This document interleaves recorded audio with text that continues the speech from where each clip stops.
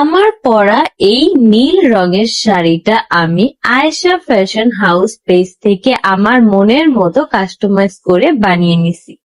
বেশ অনেকদিন ধরেই আমার একটা নীল রঙের শাড়ি অনেক বেশি পরতে মন চাইতেছিল।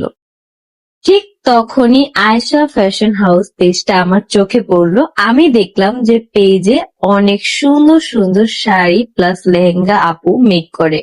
তখন আমি আমার পছন্দ মতো রং বলে আপুকে বললাম যে এইভাবে আমার শাড়িটা বানায় দিতে হবে। তোমরা কিন্তু চাইলে তোমাদের বিভিন্ন ধরনের প্রোগ্রামে তোমরা তোমাদের পছন্দ মতো কালার, পছন্দ মতো কাপড় দিয়ে আমার মতো শাড়ি বানিয়ে নিতে পারো। আমার পরা শাড়িটা কিন্তু একদম হাতে বানানো, সাথে কিন্তু আমার পরা ব্লাউজটাও।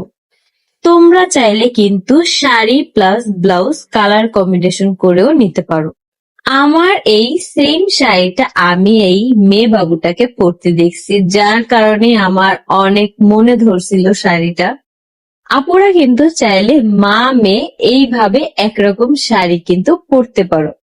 আপুরা বড়দের শাড়ি তো নিতে পারবা, সাথে কিন্তু বাচ্চাদের একদম রেডি শাড়িও নিতে পারবা। বাচ্চাদের শাড়িগুলো কিন্তু একদম রেডি করাই থাকে, কুচিটাও কিন্তু শাড়ির সাথে সেট করা থাকে। জাস্ট নিবা আর বাবুদেরকে পরাইতে পারবা।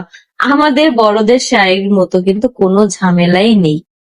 আমরা অনেকেই চাই আমাদের ফ্যামিলির বিভিন্ন অনুষ্ঠানে আমাদের মেয়ে বাবুদেরকে শাড়ি পরাইতে, কিন্তু পরানোর কষ্টে আর বাবুরা রাখতে পারবে না, এই জন্য কিন্তু পরানো হয় না।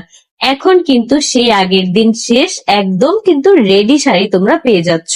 হলুদের প্রোগ্রামে কিন্তু সব কাজিনরা মিলে যদি এইরকম একরকম শাড়ি পরা যায় তাহলে আর কি লাগে বলো।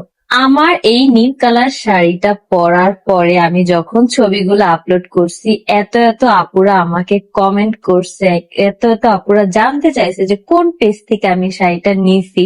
এটা মূলত আমার নিজেরই একদম কাস্টমাইজ করা।